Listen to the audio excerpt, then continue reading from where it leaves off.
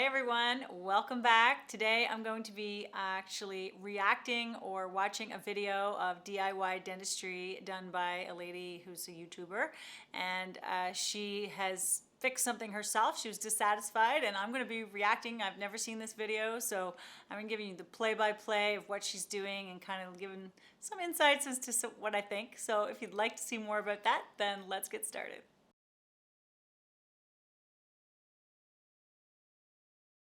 As you guys know, I'm DIY queen. I don't know if you guys can see, but I had a gap in my tooth. It was very superficial. She has a gap, a natural gap between her teeth. About having the gap. Growing this is up, called a my mom diastema told me in that dental when she terms. was younger, she got her gap filled. So when I was 16, my mom took me to the dentist. Oh, and her mom had the same gap. Genetically, that's very common. A couple years later, I bit an apple or I bit into something. The filling came right out. So she had a bad experience because her dentist filled the gap. A couple years later, she bit into an apple and it just broke. I went to the dentist and I'm like, hello, this filler was promised to last me 10 years, okay? It didn't even last 5, boom. Not happy with what I went to go speak did. to the same one who filled my tooth, but unfortunately, that dentist didn't work at that clinic anymore. So this next guy, he basically told me that he'll fill my tooth again. I should be good to go. Like I should not worry for another 10 years. I said, beautiful. Filled my tooth, not even a year passed. It fell out. Not even a year. Promised that it would not fall out again. You know, everyone's mouth's different, and how we use our teeth and how they fit together is extremely different from person to person, even in a family or genetic, when there's a genetic history there. So if you have just the way the teeth are tight together, so if the overlap is very tight and there's not much space, or if there's a lot of pressure from the lower teeth, then someone who has that same gap filled, it may not last as long. Now that being said, there's dentists, some dentists don't maybe, use the same materials, or they don't, to use the materials in the proper way. So that might be also a reason why it may not have lasted. But you can't, kind of base your mom's experience on your experience, in my opinion, because, it's hard to say. Maybe it was just the wear and tear. Maybe she clenches or grinds. So those are all factors that maybe she didn't consider. I forgot to mention this in the video, but the reason why I kept going back to the same dentist is because when I tried to go to other dentists, no other dentist or no other dental office wanted anything to do with my mouth because they didn't want to touch another dentist's work. They kept telling me like, oh, it was already filled, go back to the same dentist. So I was literally stuck. Like I had to go back to this dental clinic. Okay, so yeah, so she's getting a lot of flack. Like other dentists don't want to help her, she's saying, because they don't want to work on something that they've already worked on. Maybe she comes off, she may be a little bit strong, so maybe they're sensing that, oh geez, I don't want to do it because mine could fail too. So there's a little bit of lack of confidence there. And historically, some dentists really do struggle a lot more with the dental aesthetics. So they're just not comfortable with it. So she's been turned down by a number of other dentists, so she keeps going back now to the same dentist to get this fixed again. But there's types of dentists out there that just specifically do cosmetic dentistry, so they're not actually doing the just general bread and butter dentistry. And that is something myself, for example, I do a lot more of that type of dentistry. So I would feel very confident taking on, even if it was someone else's work. But again, she was having a hard time finding a dentist to do that. So maybe she's just kind of encountering just a lot of general dentists, and they weren't willing to take on her case. Then he fixed it again, and then he said, I can't promise you it's gonna last. I said, whatever. So that filling was in my mouth. Now he's saying he can't promise. Whereas the first time he did it. This is where I got freaking fed up with it. Couple years later, like a whole 2 years, she's using it every day, and it chipped. It didn't fall out, but it chipped. Tell them, hey, my filling fell out again. Can you guys fix it? They're like, sure, come in tomorrow. I go to the dentist. I travel all the way to the other side of the city in the morning, okay? So we get there in the morning, and I go to the secretary. I'm like, hi, I have an appointment here with Dr. blah, blah, blah. She says, sure. She takes my health card. Okay, so. Oh, I don't think the doctor's gonna be able to see you today. What you talking about? What you talking about? What you talking about? So now she's just mad because the appointment was not really valid. She gets there, she gets turned away. So she's really upset. So what I have to say to that though is, I mean, that could happen. We have had patients come in and like, oh my gosh, like they're not in the schedule. I think it's kind of cruel, especially if it's an aesthetic zone, like if a person's really wanting to get their front tooth fixed. My office and we would probably, really go out of our way to try to solve that. But it is very possible that an appointment was accidentally not booked. So I know she's upset, but it does happen. I live at the other side of the city, and I took an There's Uber here, come and back it's tomorrow. raining. What do you mean come back tomorrow? I already woke up. Then she goes, Okay, well, there's nothing I can do. Just come back tomorrow. I'm not coming back tomorrow. Right, The doctor's she lives gonna so see far me away. now. So then she's just laughing. Like, I want to reach over the counter and drag. I'm frustrated, and you're supposed to be a customer service representative. Don't be laughing at me. I'm not the one. Especially when I'm trying to get know. service that I am going to be paying for, that I traveled all the way here after making an appointment. Don't do it. Not I. She's like, okay, just wait. After an hour of waiting, another dentist comes out and goes, He refuses Yeah, she's- to see you. why? She doesn't feel heard. So on that note, like when a patient's upset or they're not getting, or they can come in, they get something that they weren't expecting.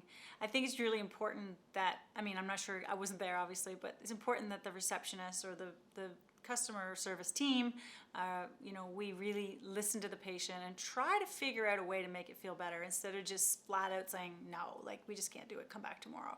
That sounds a bit extreme. I don't know how big the office is. If it was a small office, then I'm sure maybe there was something they could have done maybe to make her feel better. So that does sound a little bit off to me. Why?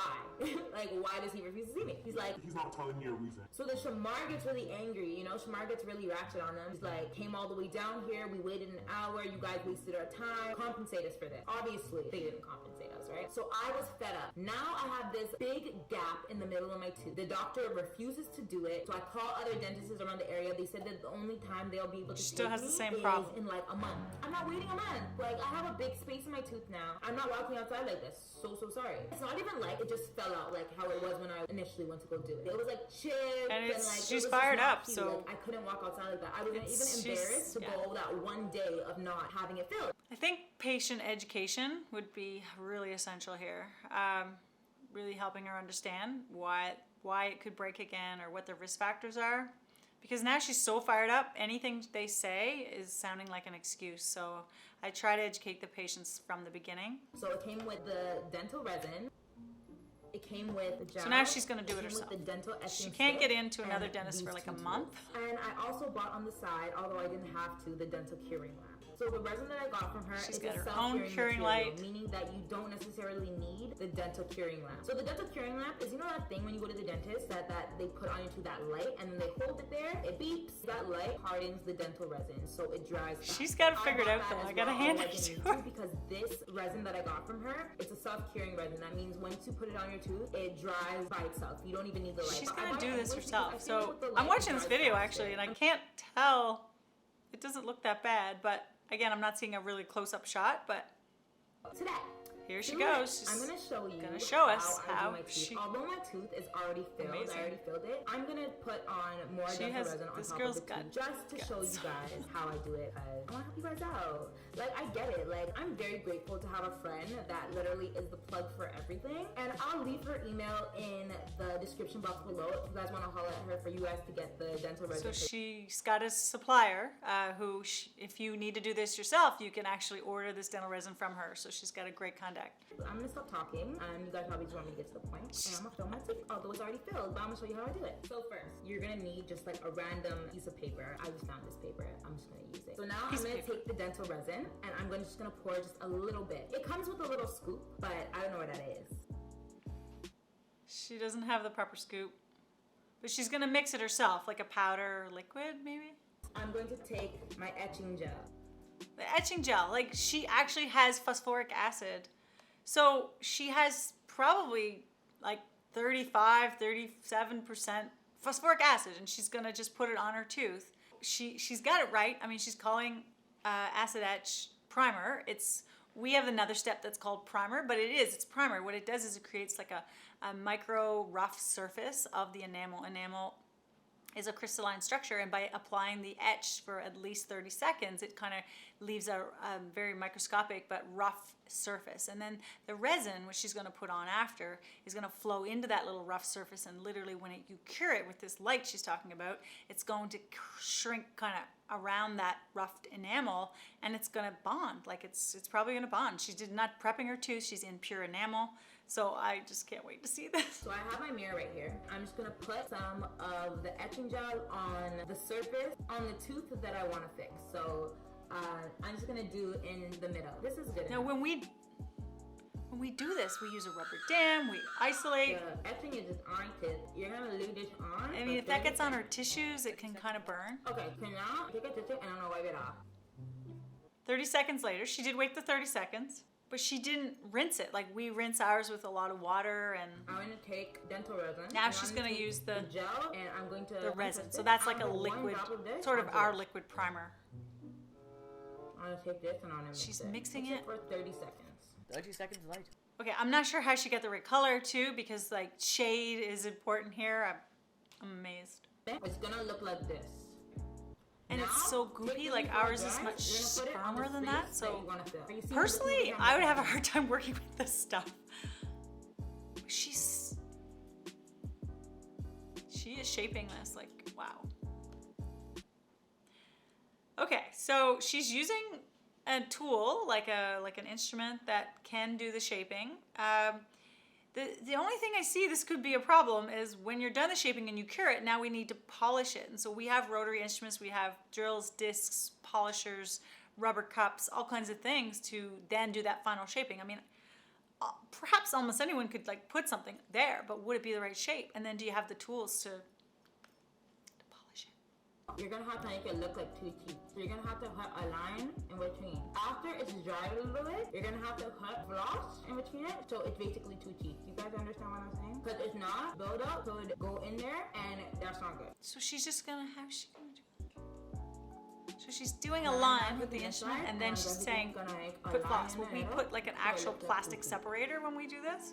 When we do this, and she's creating this little line with this instrument, but when we do it, I couldn't imagine doing it that way because I would want to be sure that I don't get it down into the gum tissue or like an over edge that would trap bacteria. But also we go out of our way. We use these like, this is a BioClear. I don't know if you can see that. This is a BioClear method. And so these little clear strips, so when I take one out, you can see here, it's like a little strip and it's the shape of, I'm just going to put this down and show you, but, oh, it's hard. Okay, I'll get it in a second. Give me a second. I can't get it. Oh, okay, here we go. Okay, so there's this little sheath, and you see here, it's like it goes down into the gum tissue so that no extra resin will go into, this is for a central incisor, and we'd use one on each tooth, and it would like help cure it, so keep it the right shape, and it would also keep it so that we can floss after. So she's saying do that without just with this instrument and then do your floss. So I'm still not sure how she's doing this, but it's very interesting. Now I'm basically just waiting for my teeth to dry. I'm sorry, I look crazy like this, but what can I do? So I'm gonna get like fire in it, and then I'm gonna rinse my mouth with cold water. So she's cleaning up the excess resin before she does the curing, which I do that too, but at the end I still want to polish it. That's always like She's in the mirror, she's looking in the back, like she really is not wrong in some ways. So she's literally keeping her lip like up like that for 5 minutes. Again, our materials are not like that. We just play with them until we get them the right shape, and then we hit them with the light. But somehow she's waiting, and she's even using her tongue, which is like a smooth surface, I get it, to like kind of smooth it out and shape it. Can you guys see the difference? How it's super straight now? Or I had like a little like separation. Now it's like super straight. It's very, it's amazing. Okay, so my review of this procedure. First of all, gutsy beyond. Like I am kind of impressed. And then she went and redid it. Like I guess I would be afraid that I would, mess it up again. But she's very, very gutsy, and she really did understand a lot of the concepts. So, that's great. I think there's some things about this type of procedure though that I would really want to stress and send caution to you if you are doing something like this at home. First of all, just picking the shade. So it looks like she ordered some powder or whatever, and luckily is shade matched. If you're closing a gap, if you're adding tooth material or adding material to your teeth, you really want it to be the same shade. So when we do the dentistry as a cosmetic dentist, we have special types of resins that we actually don't even use in the back teeth. It's very special. It's very highly polishable. It's like a microfill type resin, and it comes in like a multitude of shades. In addition to that, we have stains and little brushes where we can put in nuances of the teeth and things like that. So she's not going to get that. Maybe her teeth are just like sort of straight white and the shade happened to match. So that was very lucky, I think, in some ways. The other thing is just, again, the phosphoric acid, leaving residual phosphoric acid in the mouth and the teeth. I didn't see her rinse a lot. That kind of worries me a little bit as far as, it's sort of staying in the enamel. I would really give that a very thorough rinse. The material itself, like the setting of the material, so she let it set over 24 hours. All dental materials will set over 24 hours. If you leave them out, if you leave them in the mouth, but there's a lot of saliva contaminants and all these things that will, I think, ultimately, I'd be interested to see how long this really lasts. I mean, she's very upset that her last dentist, the second time around, it only lasted 2 years, but if she gets 2 years out of this, I mean, kudos to her. That's amazing. She's only 6 months in, and again, she's happy, and honestly, she's probably just gonna redo it. And again, the thing is that she went to a clinic, she wanted to get this done, she had waited a few days, she drove across town, and then they couldn't see her. They gave her really very little reason. And so, when you're talking about someone who's broken or chipped, we had a case this week, the same thing. She broke off her front tooth. And we did everything we could. We just moved the schedule, we get her in, because we know that your smile is so important and we don't want to make people wait. So I think that was probably what sparked this. So you'd hope that if you're lucky enough that your dentist is going to get you right in, that would be, I guess, one of the ultimate things. But then last but not least is just educating a patient, like I said before, on what they should do or what they should expect. I mean, if their bite is good, then it's probably going to last a long time, or the way the material can be wrapped around the tooth. But if the material can't be wrapped around the tooth and it's just a little tiny thin edge and there's lower teeth that are constantly, colliding with it, if the teeth are crowded, all these things, or the patient has like a grinding habit, then these are going to be all the reasons why this material is not going to last, and they're going to have to replace it year after year. So a lot of things to consider here.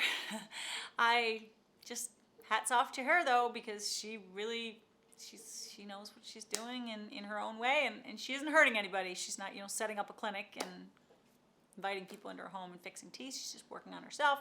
Like she said, it's her own body. She can do what she wants with it. So that's all I have to say about that.